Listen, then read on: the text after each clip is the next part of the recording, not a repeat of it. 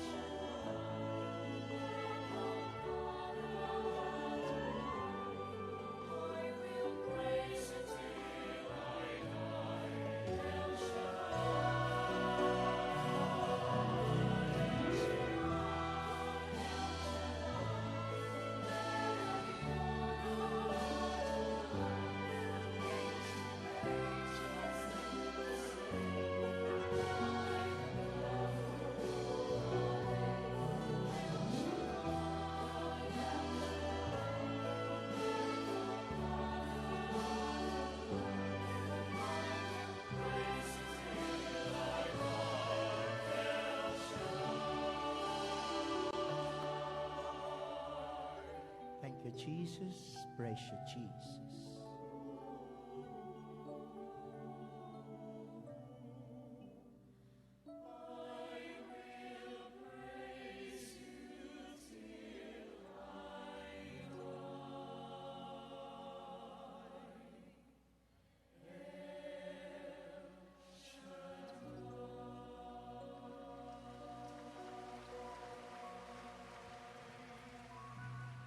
Sa ngalan ng Ama at ng Anak at ng Espiritu Santo.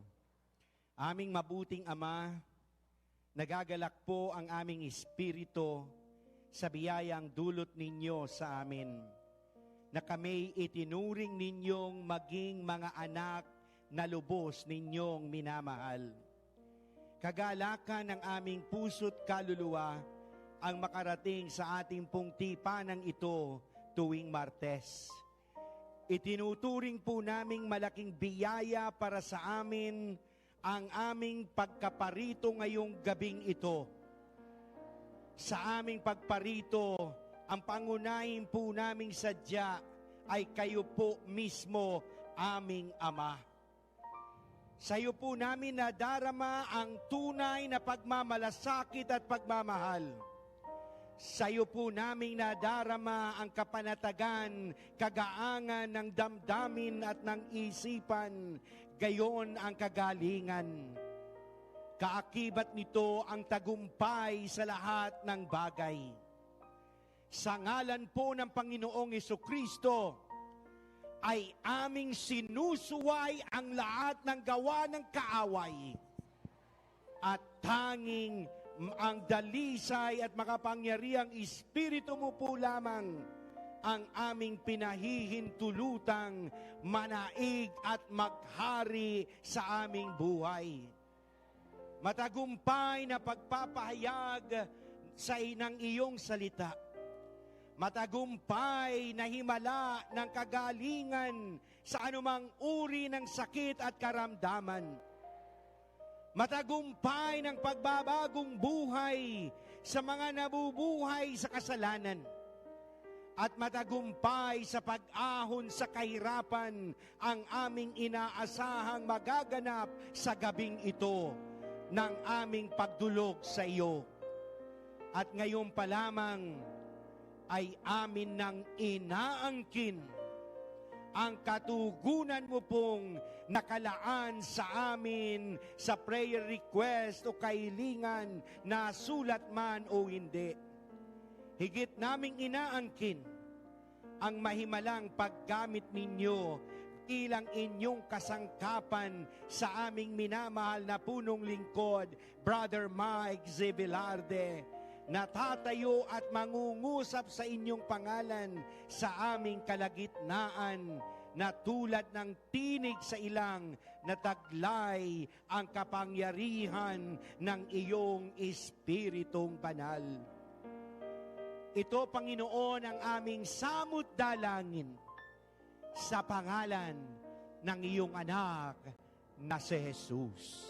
Sa ngalan ng Ama at ng Anak at ng Espiritu Santo.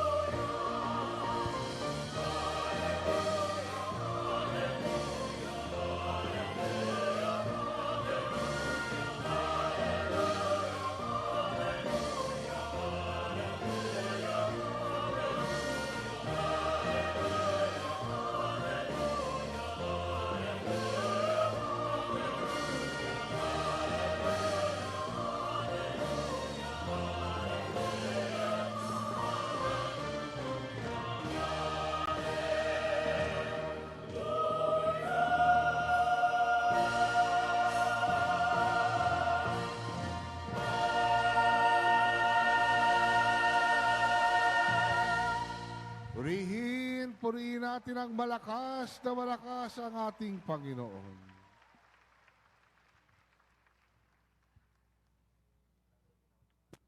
Brothers and sisters, tonight's healing message is taken from the first letter of John, chapter 3, verses 11 to 24.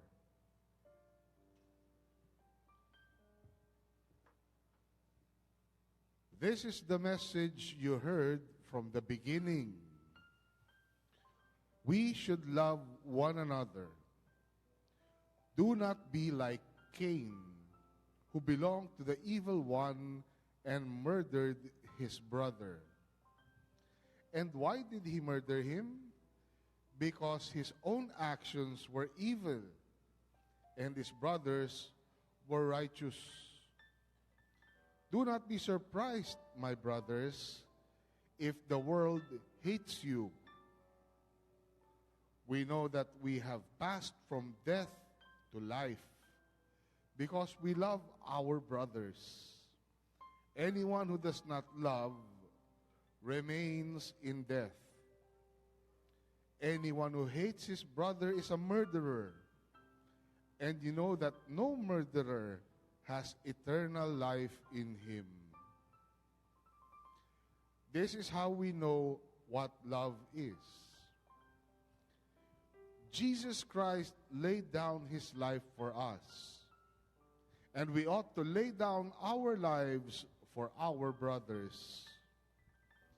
If anyone has material possessions and sees his brother in need but has no pity on him, how can the love of God be in him? Dear children, let us not love with words or tongue, but with actions and in truth. This then is how we know that we belong to the truth, and how we set our hearts at rest in his presence whenever our hearts condemn us. For God is greater than our hearts, and he knows everything. Dear friends, if our hearts do not condemn us, we have confidence before God and receive from him anything we ask, because we obey his commands and do what pleases him. And this is his command, to believe in the name of his Son, Jesus Christ, and to love one another as he commanded us. Those who obey his commands live in him, and he in them. And this is how we know that he lives in us. We know it by the Spirit he gave us. Glory to God. Glory to Christ Jesus. Ito ang aral na narinig na ninyo sa simula pa. Mag-ibigan tayo. Huwag tayong tumulad kay Cain. Siya'y anak ng Diablo. Pinatay niya ang kanyang kapatid. Bakit? Sapagkat masasama ang kanyang gawa, ngunit matutuwid ang gawa ng kanyang kapatid. Kaya, mga kapatid, huwag kayong magtaka kung kinapupuutan kayo ng sanlibutan. Nalalaman nating lumapit na tayo sa buhay mula sa kamatayan sapagkat iniibig natin ang mga kapatid. Ang hindi umiibig ay nananatili sa kamatayan. Mamamatay tao ang napupuot sa kanyang kapatid. At nalalaman ninyong ang buhay na walang hanggan ay wala sa mamamatay tao. Dito natin nakikilala ang tunay na pag-ibig. Inialay ni Kristo ang kanyang buhay dahil sa atin. Dapat din nating ialay ang ating buhay dahil sa mga kapatid. Kapag nakita ng sino mang may kaya sa buhay ang kanyang kapatid na nangangailangan, at hindi siya ito tinulungan, paano niya masasabing siya'y umiibig sa Diyos?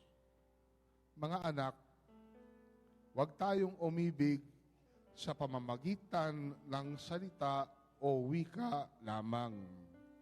Ipakita natin ang tunay na pag-ibig sa pamamagitan ng gawa. Dito natin makikilalang tayo'y nasa panig ng katotohanan at matatahimik ang ating budhi sa harapan ng Diyos. Sakali mang tayo'y usigin niyon. Sapagkat ang Diyos ay higit sa ating budhi at alam niya ang lahat ng bagay. Mga minamahal, kung hindi tayo inuusig ng ating budhi, panatag ang ating loob na makalalapit sa Diyos. Tinatanggap natin ang anumang ating hingin sa Kanya, sapagkat sinusunod natin ang Kanyang mga utos at ginagawa ang nakalulugod sa Kanya. Ito ang Kanyang utos. Manalig tayo sa Kanyang anak na si Jesucristo at mag-ibigan, gaya ng iniutos ni Kristo sa atin. Ang sumusunod sa mga utos ng Diyos ay nananatili sa Diyos at nananatili naman sa Kanya ang Diyos. At sa pamamagitan ng Espiritong ipinagkaloob niya sa atin, ay nalalaman nating nananatili siya sa atin. Mga kapatid, ang salita ng Diyos. To God be the glory.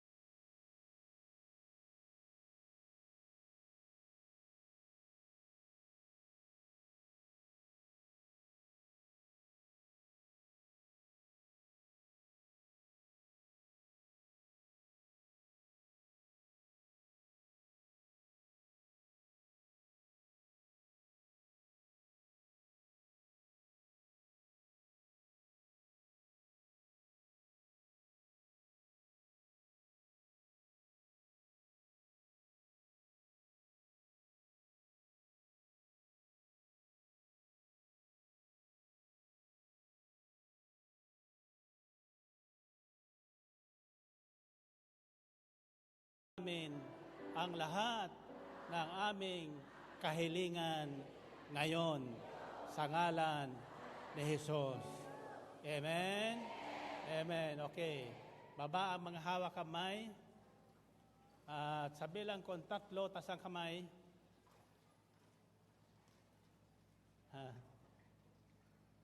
Nakataas lang kamay. Titingin lang kayo. At sa bilang kong 3, ito ang sasabihin yung 3 ulit.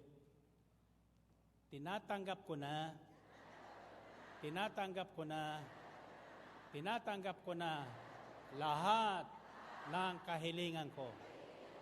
Ulitin nyo nga.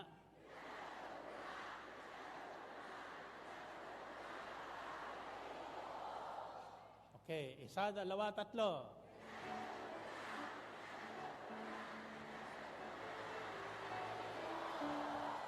Purihin ang Panginoon. Okay, you may be seated. And I'd like to share with you 3 letters. 3 letra lang. H, B, O. Anong ibig sabihin ng HBO? Television yan eh. HBO. Okay? Now, the first letter H represents hearing. Hearing. Pakikinig. Pakikinig. Ito ang ugat ng lahat ng mga answered prayers. Pakikinig. Bakit? Ang pananampalataya sa Diyos ay dumarating sa atin sa pamagitan ng pakikinig. Romans 10:17 says, consequently, faith comes from hearing the message, and the message is heard through the word of Christ. Ang mensahe nagpapagaling, mensahe nagpapayaman, mensahe nagpapalubag ng loob, mensahe nagbabago ng mukha at buhay ng tao, ay darating sa atin sa pamagitan ng pakikinig ng salita ni Kristo Jesus nating Panginoon. Purihin natin ang Panginoon, purihin ang Diyos. Okay, tandaan nyo ito, ang halaga ng pakikinig. Noong Sabado, ako po'y tuwang-tuwa, bagamat tayo nasa labas, sapagkat nang sinabi kong tahimik, tahimik talaga lahat. Sapagkat iyon ang proseso ng pakikinig. Tahimik. Amen ba? At iyon ang sekreto ni Joshua. Kaya siya nagtagumpay at lahat na harang sa kanyang pananampalataya sa pangako ng Diyos ay kanyang napagtagumpayan. Kaya tinanggap niya ang manang hindi niya pinaghirapan. Ito rin ang ating kalagayan ngayon.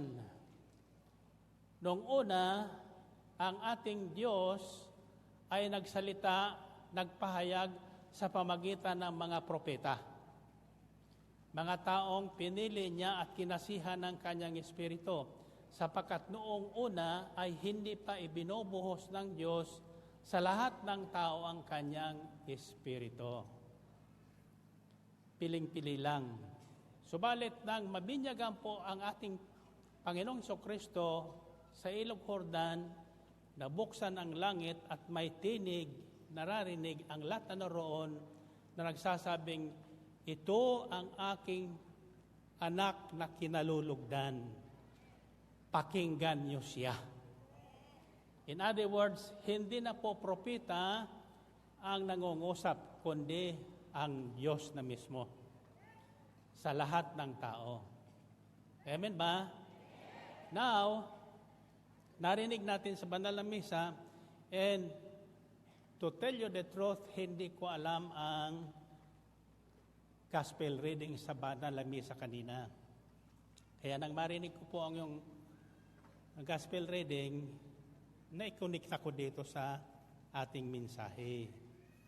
Na ang sabi niyang mga tao doon, hinahanap ka na yung iyong ina at mga kapatid. At ang sagot ng Panginoong Kristo, sino ba ang aking ina at mga kapatid? Kundi yaon lamang sumusunod sa kalooban ng aking Ama. So, kung tayo po ay makasusunod sa kalooban ng Ama, tayo ay hindi na si Mariano, o hindi na si Jose, o si Juana. Ikaw ay hindi na iba sa Diyos. Anak ka na ng Diyos. Amen? At bilang mga anak ng Diyos, kung hindi ka inuusig ng iyong budhi, panatag kang makalalapit sa Kanya para humingi ng lahat mong kailangan.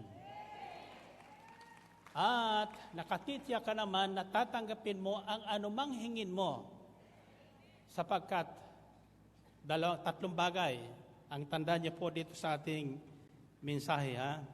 Mga minamahal, kung hindi tayo inuusig ng ating budhi, panatag ang ating loob na makalalapit sa Diyos. Tinatanggap natin anumang ating hingin sa Kanya sapagkat sinusunod natin ang Kanyang mga utos at ginagawa ang nakalulugod sa Kanya. Amen ba? Okay. Sabihin niyo salitang inuusig. Ano bang ibig sabihin ng inuusig? Kapag tayo ay may sama ng loob sa ating kapwa, kapag hindi tayo nagpapatawad sa ating kapwa,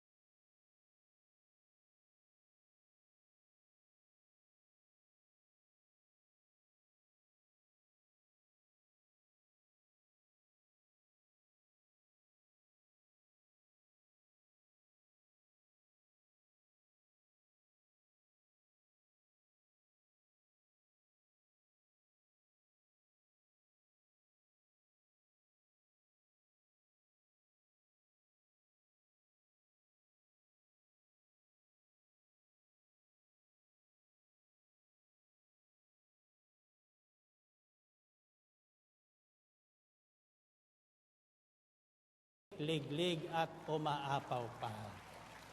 Amen ba? So, ang sabi doon sa ating reading, first letter of John, chapter 3, he who hates his brother is a murderer like Cain. So do not be like Cain who murdered his brother, because he is of the devil. Ang sabi doon. Ngayon, dalawang tinig kasi ang ating maririnig. Yung nagsasabing, gawin mo na, kalimutan mo na, yung utang niyan. Pag lumapit, pautangin mo pa. Amen ba? Pala wala kang problema. Amen? Kaya yung may mga utang sa akin na hindi nagbabayad, lalo sa pwesto, pinananalangin ko na lang. Pinanalangin ko na pagyamanin para makabayad sa akin. Amen ba? Pero kung may atraso ka, uusigin ka ng budhi mo. So paano ka makalalapit sa Diyos? Paano malulugod sa iyo ang Diyos? So sasabihin mo, hindi mo kasi alam, Brother Mike, ang punot dulo ng aming alitan. Hindi ko alam, pero alam ng Diyos yan. Amen ba? Alam ng Panginoon yan. Ngayon, so, pag hindi malinis ang ating budhi, kahit sa panalangin natin, baliktad. Hindi tayo makapapanalangin ng matuwid o wasto. Remember, every word we say, even yung casual yung tinatawag, kasi sinasabi ko, there is no such thing as a slip of the tongue, nadulas lang yung dila mo, sapagkat hindi maaring mamutawi sa bibig mo ang hindi galing sa dibdib mo. Kung ano ang laman ng dibdib, siyang lalabas sa ating bibig. Kaya yung dibdib natin, madali pong manikip yan pag puno na ng sama ng loob. Kaya pag masama ka ng loob, you go to confession. Puntahan mo, hindi lang yung pare, kundi puntahan mo yung taong galit ka. Sabihin mo, alam mo, sister, galit ako sa'yo. Gusto mo, pumunta lang tayo. Sasagutin ka naman, ba't ka naman galit sa akin? Hindi mo lang alam. No? Pero bago ka pumunta doon, huwag ka nang magpasabi sa iba. Kasi itsismis ka niyan. Lalong gagatungan niyan, lalo kayo mag-aaway. Amen ba? So may kwento sa akin yung isang doktor, panauhin ko kanina. Ang sabi niya, Brother Mike, may akong schoolmate. Siya ay napunta sa Amerika, naging psychiatrist doon. So as bilang psychiatrist, pinakikinggan niya lahat na problema ng tao. Kailan pakinggan mo? Alam mo nangyari, sabi niya, testimony ngayon, may sakit na kanser. Alam mo niya, Doc, sabi niya sa kanya, doon pala sa pamagitan ng pakikinig mo ng mga problema na may problema, naiiwan sa iyo. Nasasalin sa iyo ang problema. Kaya ayaw ko na makinig ng mga problema. Ayaw ko na makinig ng problema. Tinayo, pag pinakinggan nyo lagi ang problema na may problema, ang mga balita sa television at radyo, araw-araw, lalo na sa Facebook, maaapektuhan kayo. Mararamdaman nyo yon. Sasalin sa inyo yon. Bakit? Lahat na problema ay espiritu. May masamang espiritu, may mabuting espiritu. At walang ibang mabuti kundi ang salita ng Diyos. Ang salita ng Diyos. Kaya dito sa himpilan ng DWXI, ipinagbabawal ko po yung mga kwento ng mga problema. kundi yung makwento ng mga ginawa ng Diyos sa buhay nila nung sila ay may problema. Amen ba? When you share your experience, huwag mo nang idetalye yung problema. Sapagkat yung nakikinig, baka sumalin dun sa kanila. Sabihin mo lang anong naranasan mo at anong ginawa sa iyong mabuti ng Diyos, ng ating Diyos. Yun, natatandaan nyo sa Biblia yung inaalihan ng 2,000 demonyo na nakatira na sa sementeryo. Nang makasalubong ng Panginoong Kristo, pinalaya siya. Nung malaya na siya, nasa katinoan na siya. Katinoan ng isip, nakapagbihis na, etc., etc. Ayaw nang umalis sa harapan ng Panginoong Kristo. Sabi niya, sasama na ako sa iyo, Panginoon. Ang sabi ni Jesus, huwag ka sa aking sumama ngayon. Umuwi ka sa inyo, sabihin mo siyang kasambahay at sa buong bayan ang lahat na mabuting ginawa sa iyo ng Diyos. Amen? So, this is our first obligation, is to tell other people what the good things God has done to us. At paano yun ginawa ng Diyos sa atin? Nang tayo ay makinig ng Kanyang salita at manalig at isinagawa natin yung Kanyang sinasabi. Amen ba? So, 3 words tandaan nyo, ha? And there's another word na patatandaan ko sa inyo. Hearing, believing what you hear. Now, be careful with what you are hearing. Mag-ingat kayo sa inyong pinakikinggan. Sapagkat hindi lahat na naririnig natin ay makabubuti. Mayroon karamihan dyan makasasama. Pag makasasama, huwag mong paniwalaan. Chismis lang yan. Fake news yan, sabi niya. Sabi lalo niya sa Facebook na yan, maraming lumalabas ng mga fake news daw dyan. Sa Biblia ang basahin nyo, hindi ang Facebook. Walang fake news dyan, puro good news. Puro katotohanan. So, tandaan nyo ang salitang, kung hindi tayo inuusig ng ating budhi, if our hearts do not condemn us, or do not conscientiate us, hindi tayo kinokonsensya. Ano bang English ng kinokonsensya? Hindi ba conscientiate? If our hearts do not condemn us, hindi tayo inuusig ng ating budhi, panatag tayong makalalapit sa Diyos, humingi ng anumang bagay, at nakatitiyak tayong Kanyang ibibigay. So, dalawang bagay yun, Hindi tayo iniusig, sinusunod natin ang Kanyang kalooban, at gumagawa ng nakalulugod sa Kanya. So, hindi lang puro hearing, puro praying, puro believing, but we must do something that pleases God. And what pleases God? Nothing pleases God but by faith. Lahat na ating gagawin ay dapat ayon sa ating pananampalataya. Tatandaan nyo ang pagkakaiba ng pananampalataya sa paniniwala. May mga taong naniniwala sa Diyos, pero walang pananampalataya sa Diyos. Bakit? Pag sinabing paniniwala, lahat naman may paniniwala. Pero pag sinabing pananampalataya, ano ibig sabihin yun? Tumataya.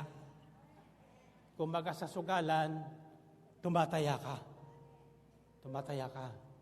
Itatayo mo yung buhay mo alang-alang sa Diyos. Paano mo itataya ang buhay mo ang alang-alang sa Diyos? Sa pamagitan ng pagsunod sa Kanyang ipinag-uutos. At ang sanging utos niya ay magmahalang kayo. Love one another, not another one. Love one another as I have loved you. He who loves his brother remains in God in him. Ang sino mang nagmamahal sa kanyang kapatid, sa kanyang kapwa, ay sumasa kanya ang Diyos. Nananatili sa kanya ang Diyos. Kaya panatag siyang makalahihingi sa Diyos. Panatag ang kalooban niyang makakahingi sa Diyos. Amen ba? Kaya tayo nakapagpapatawad ngayon dahil may pananampalataya tayo. Kaya tayo nawawala na ng paninikip ng dibdib sapagkat nailabas na natin yung lahat ng sama ng loob natin at pinapalitan natin ng pagmamahal sa ating Diyos at sa ating kapwa. Malinaw ho ba? Hindi tayo inuusig ng ating budhi. In other words, we have a clear conscience. Panatilihin daw natin ang isang malinis na konsensya o budhi. Sabi sa Biblia, maintain a good conscience. That is our strength before God. Yan ang ating kalakasan. Nakaasa tayo na sama sa atin ang Diyos at tayo ay sumasa Kanya. Sapagkat minamahal natin ang ating kapwa at sinusunod natin ang mga utos ng Diyos. Hindi na isang utos Hindi sinasabing utos, kundi mga utos ng Diyos. Amen ba? Now, what I'm sharing with you is still part of becoming a better person. So, dalawang tao lang mayroon. A bitter person or a better person. The choice is yours. If you maintain bitterness in your heart, humarap ka sa salamin. Makikita mo, ikaw mismo, tatanggihan mo yung itsura mo. Ang pangit ko pala. Pero pag wala kang sama ng loob, humarap ka sa salamin, makikita mo, ang ganda ko pala. Amen ba? So, the other word is letter C. It's B-O-C. Ano yung C? Gusto nyo malaman? Sa Sabado. Sama-sama kay El Shaddai ay sumamba at ito'y ating ipapangako. Babalik tayo Martes at Sabado. Ang nais mo pagpalain, simulan at tapusin ang gawain, at may mahalaga pang sasabihin ang punong likod natin. Sa mga aral ni El Shaddai, giginhawa ang ating buhay, at mabuti pagtunay, umuwi tayong sabay-sabay. Kaya't halina, sama-sama, kay El Shaddai ay sumamba, at ito'y ating ipapangako. Babalik tayo tuwing Martes at Sabado. Kung nais mo magpalarin, simulan at tapusin ang gawain. Amen. May mahalaga pang sasabihin ang punong likod natin. Sa mga aral ni El Shaddai, iginhawa ang ating buhay, at mabuti pagtunay, kung uuwi tayo sabay-sabay. Kaya't halina, sama-sama, kay El Shaddai ay sumamba, at ito'y ating ipapangako. Babalik tayo tuwing Martes at Sabado. Nais mo pagpalain, simulan at tapusin ang gawain, at may mahalaga pang sasabihin ang pulong likod natin. Sa mga aral niyang siya'y biginhawa ang ating buhay, at mabuti pa ang tunay kung uuwi tayong sabay-sabay. Kaya't halina, sama-sama, kaya siya na sumamba, at ito'y ating ipapangako, babalik tayo tuwing Martes at Sabado. Kaya't halina, sama-sama, kaya siya ay sumamba, at ito'y ating ipapangako, babalik tayo tuwing Martes at Sabado. Halina,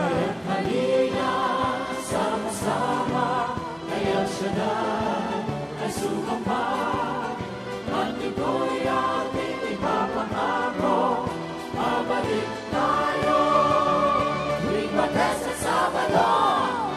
Babalik tayo tuwing Martes at Sabado. Babalik tayo tuwing Martes at Sabado. Okay, tasa kamay. Sabihin nyo, Mayon Volcano. Alam nyo ba ang alamat ng Mayon Volcano? Noong ako'y nasa high school, sumusulat ako sa aking nagugustuhan na babae, classmate ko. Ang ginagamit kong pen name, Mayon Volcano. Mariano Bilarne ko kaya Mayon Volcano. Ito po ang alamat ng Mayon Volcano. Sa Bicol, ang tawag dyan, Daragang Magayon. Yan.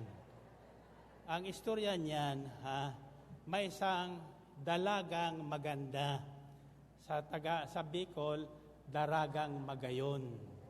Maganda siya. Nakakuha ng kasintahan. Inakyat siya doon sa bundok ngayon.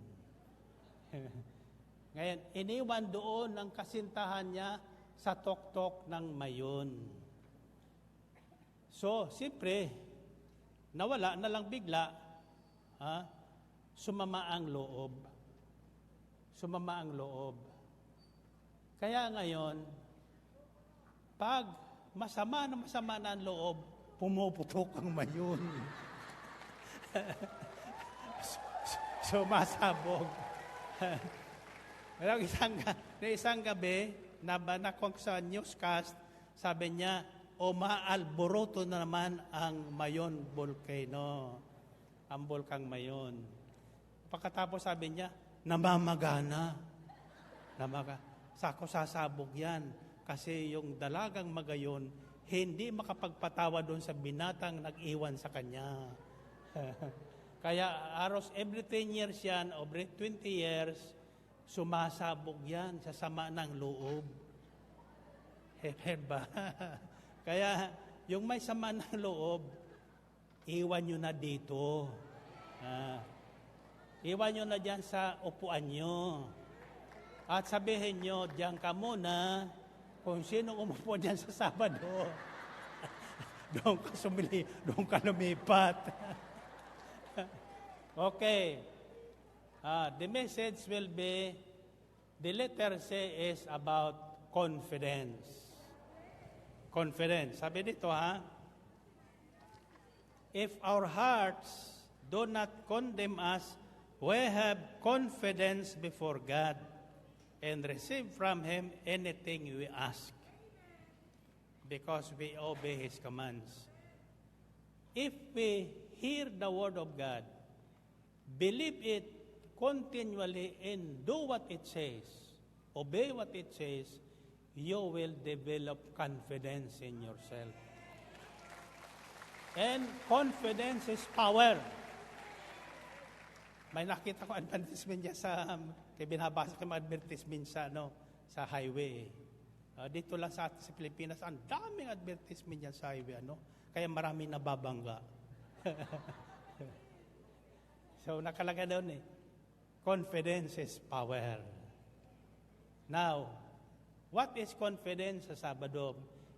And how do you gain confidence? Mayroon po niyan sa Biblia. Amen? Gusto niyo magkaroon ng confidence? May mga taong hindi makapag-asawa kasi walang confidence sa sarili. Hindi masenso sa bahay sapagkat walang confidence sa sarili. Bakit? Sapagkat nung maliit pa, sabi ng nanay, tatay niya, ang pangit mo naman.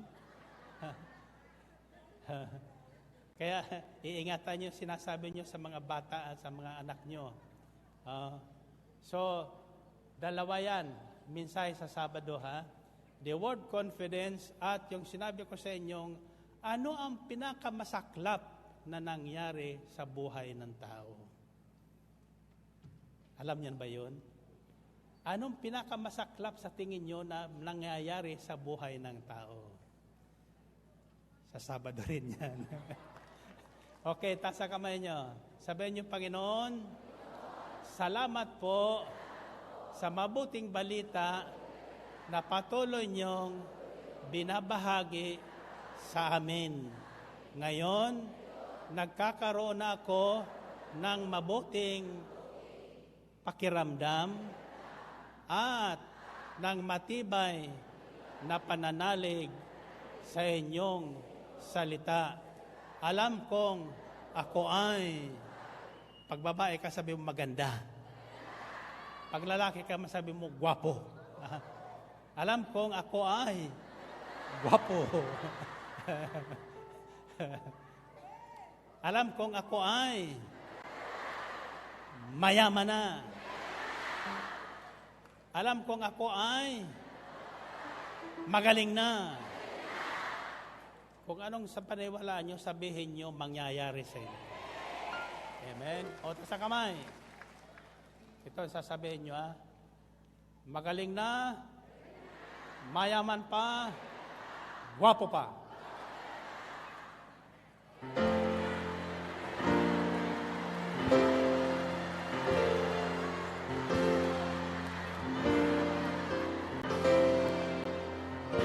Magaling pa, gwapo pa! God bless you. See you on Saturday.